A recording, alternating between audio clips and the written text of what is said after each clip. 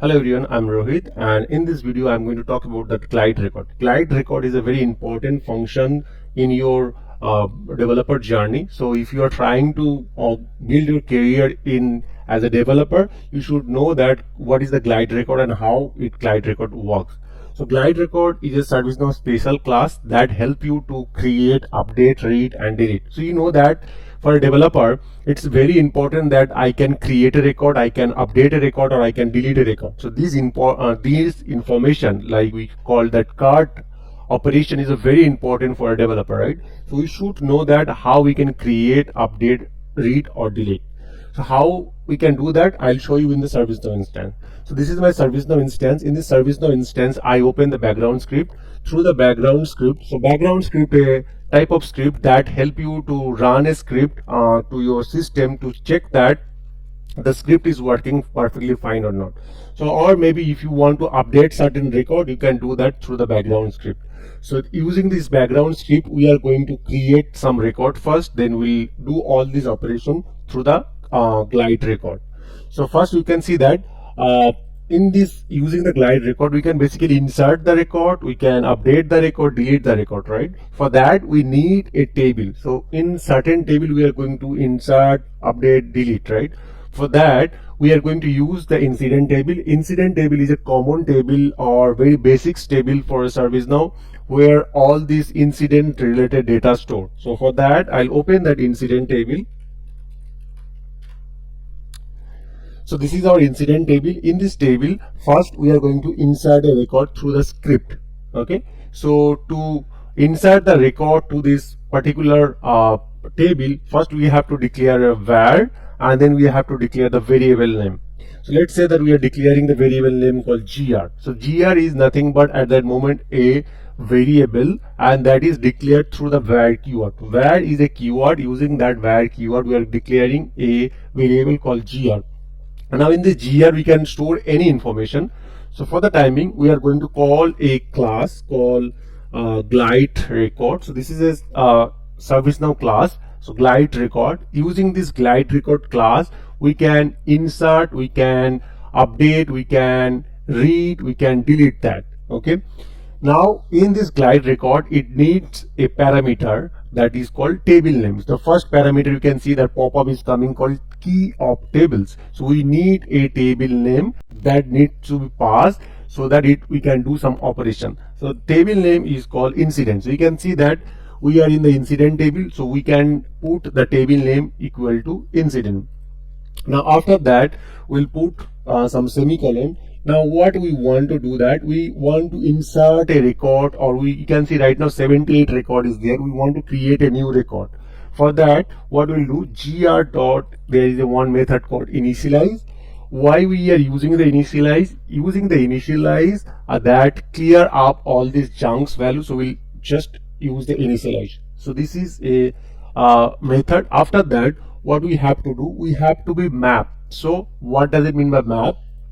So when you are creating a record manually, you can see I'm going to create a record. You can see we can put the short description, we can put the description. So one more information for you guys, I am using the SNUtil plugins, Chrome SNUtil plugin that automatically pops up all these field backend name. So subcategory, the backend name is subcategory, service offering, service underscore offering, these are the backend name. This automatically pops up through my that special plugins called SNUtil. So now what I want to create a incident with a short description, let's say test 1 2 3 4. So I'll copy this field name. So this is my field name, short underscore description, and then put the gr dot short description. Why I am putting the gr dot short description? Gr I am putting because I call this function, or I call this class through the gr variable. Now I can pass any variable. Let's say that I want to pass that test insert.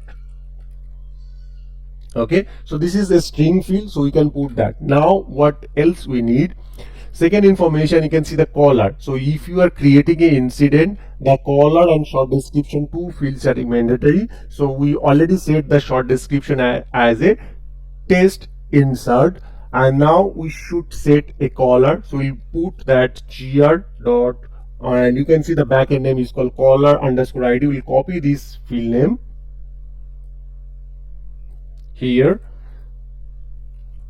and put some value. What value we should put that? If you see that in this case, short description is a free text. We can put anything called test 1 2 3 4, but in the caller we cannot put anything because it will give you a error, or it's saying that invalid references, right?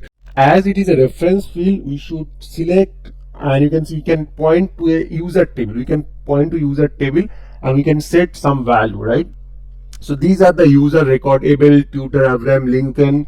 So let's say I'm picking any of these user for the time being, call Aileen, and then I need to be passed the sys of this record. Instead of this value Aileen Morton, we should put the sys. So system, when you are writing a script, system is looking for a sys, not the display value.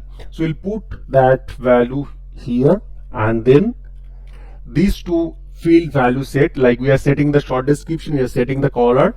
After that, what we want to set this value. Now we want to insert that. So if I put the gr dot insert, what will be happen? It will be insert a record. Now let's understand one more time. So first we declare a variable called gr, where gr equal to new glide record. In this new glide record, we declare a table name, or we pass a table name called incident table. And then after that, we declare a initialize method. Using the initialize, we are clearing that gr object. Now after that, we are setting to field value called short description and caller. After that, we are calling another method called gr.insert. Using the gr.insert, we are actually going to insert a record to a particular incident table. Now what it will return, right? Let's say that after inserting that, we want the incident number. How we can know that which record got created? For that, we can put that gs.info. Normally gs.info function help us to print anything. So let's say I put that incident number and then space and then concatenation. Using the concatenation method, I want to put, or I want to print the incident number. To print that, I'll put the gr object again, or I'll use the gr object again and then put dot, then I'll put the number. So number, why I put the number? Because this number is a field that is present under this incident table. So I can do anything. I can put that number, I can put the short description, I can put that state, anything I can do that. So I'll put that one more object called number, and then I want to know the state. So I'll put the gr.state. Now what will be happen? If we use the gr.state, it will give me that value equal to 1, 2 or 3, something like that. Because if you see, this is a choice field, and this choice field label is a new, in progress, on hold, resolved, closed, but their backend value is 1, 2, 3, 4, 6, 7, 8. So this will return me that this will return you the backend value. But if you want to know the label, we can use the dot get display value. Using this method, we can actually print the backend value. Okay, so this is till now we are declaring a object, initializing, setting the value, inserting and printing that. Let's run that script. What will be happen? If we run the script, right side I will show, or I'll get the information, this information, the incident, whatever is created, their number and their state, and then in backend I should be able to see a new record has been created with caller and then short description. So right now 78 record is created. So if I run that, 79 record or a new record should be created. So let's run this script.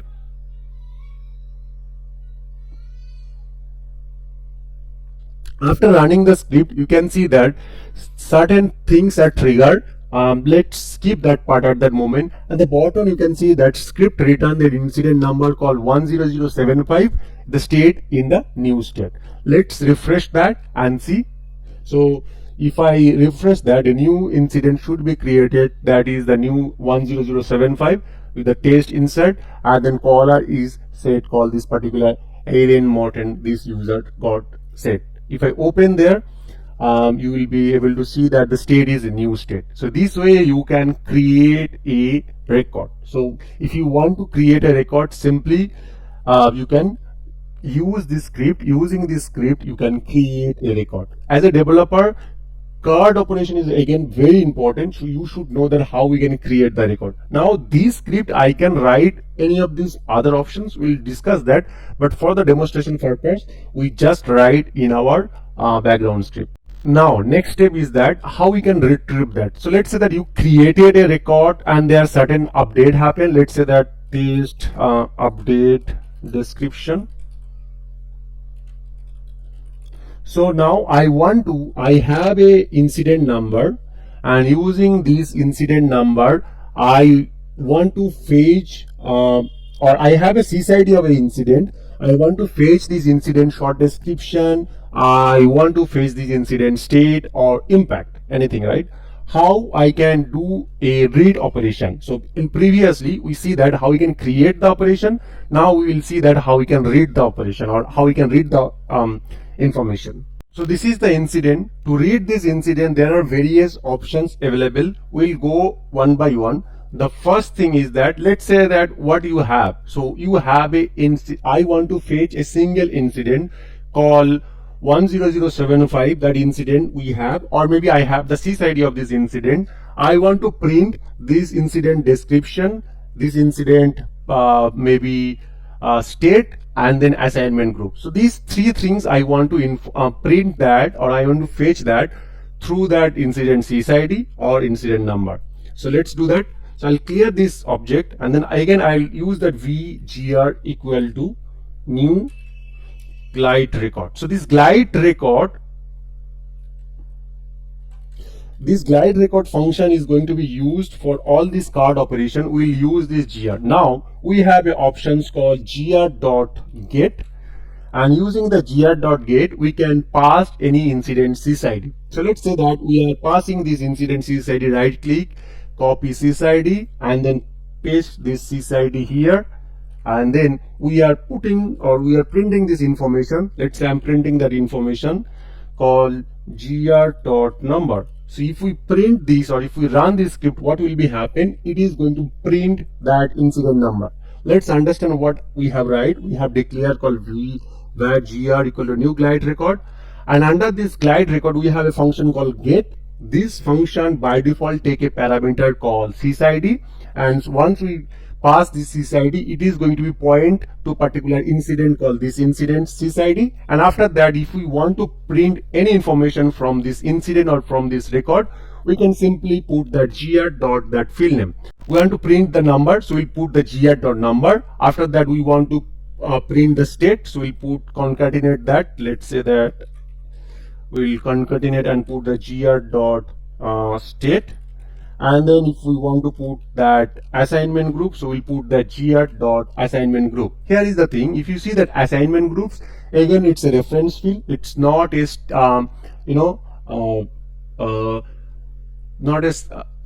straightforward single line string. So we'll put that gr.assignment group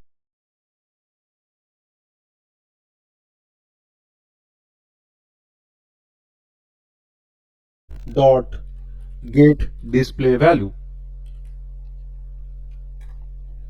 So using this display value, instead of getting sysID, we'll get the actual value. Now if I run that, what will be happen? It will print the incident number, incident state, and then incident assignment groups. Which incident? The sysID of this incident. Let's run that.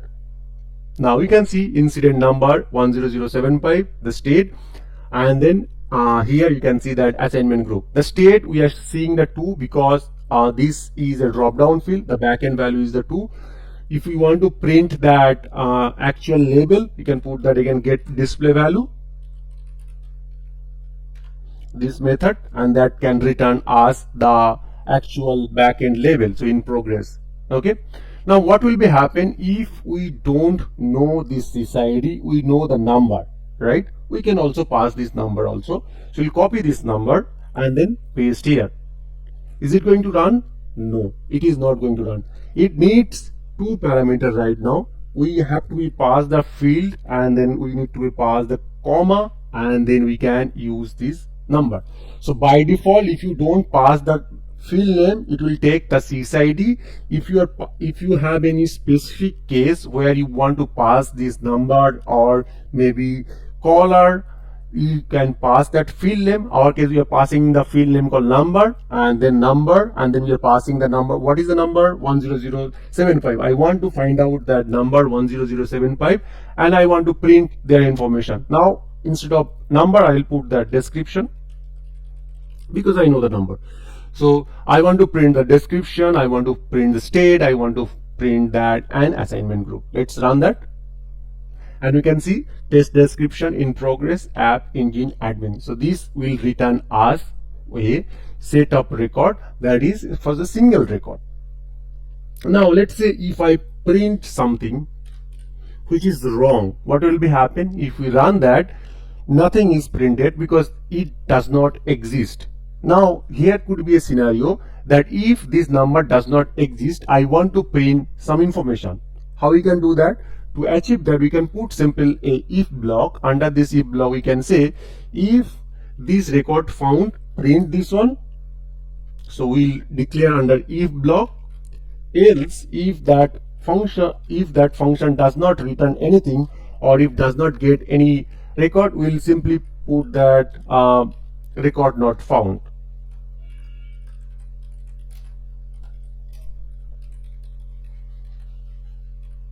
Okay, so what we are doing, we put additional extra field called if. So if this record found, print their record information. If not found, simply say this record doesn't exist.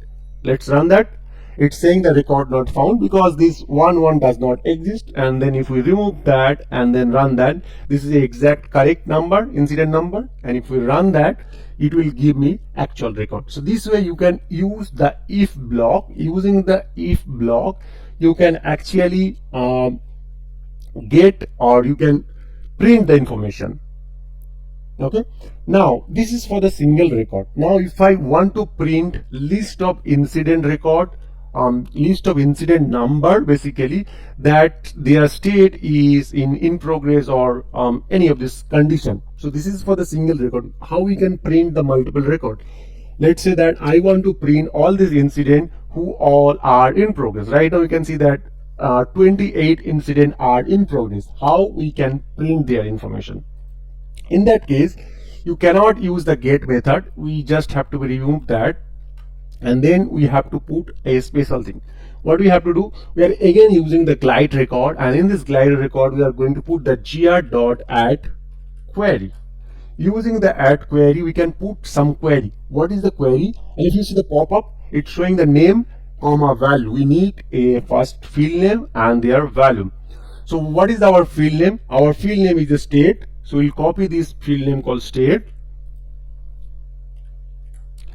and then comma, what is the value we are expecting? So we'll copy this query, or maybe we'll open this incident.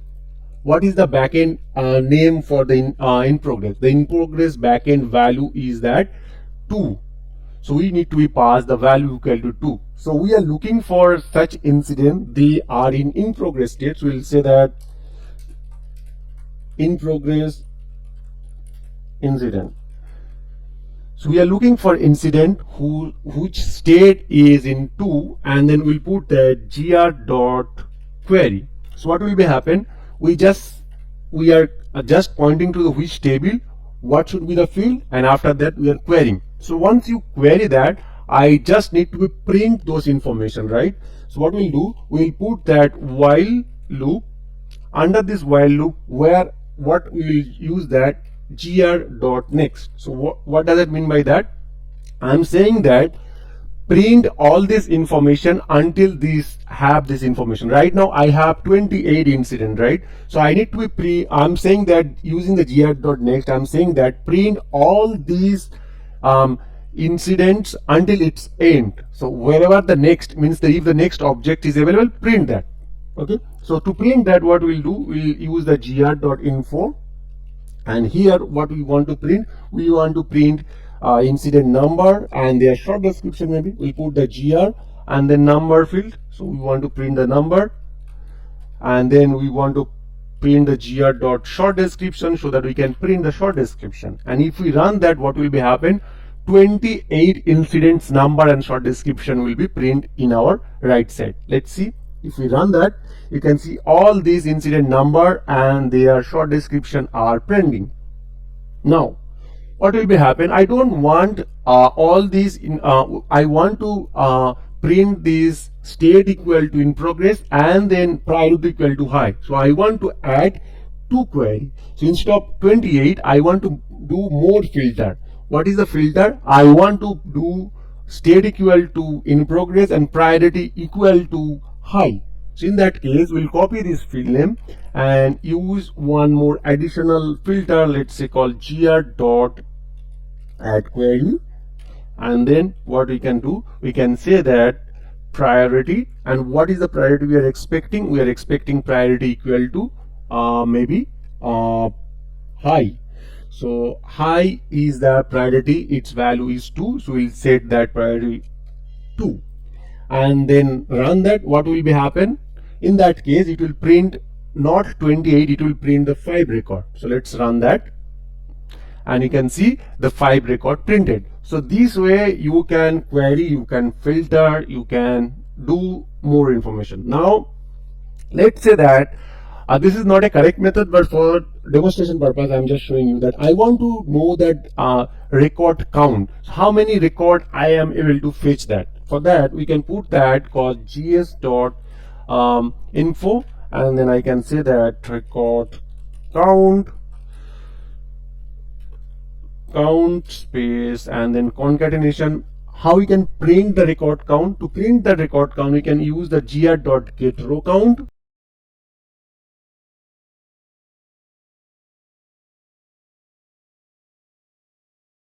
Using that, we can get specifically row count. So how much we are expecting or how much incident we have? 5. So we can run that and you can see record count is 5, which is printed right now. So this way you can narrow down the filter, you can do more filtering. So this is we call the priority. Okay. Now next thing is that let's say that you have a many options, like you have a long big query, you don't want to put in a add query. The another method is that instead of add query, you can use that called gr.add encoded query. Using the add encoded query, you can simply put that instead of one by one all this, you can simply put there. For example, this is the filter we have set there. We can right click on that query and then click copy query and then simply paste this query. So this is saying same state equal to 2 and priority equal to 2. So using the single line also you can do that using the add encoded query. Instead of all this one by one field, you can combine into a single field or single line. Let's say 10 or 20 or maybe 5, 7 fields are there. Instead of add query, you can even use the add, you can even use that encoded query, and if you run that, you will be able to see the same result. So this way you can do filtering. So that's it for today. If you have any question, let me know in my comment section. Thank you very much. Have a great day.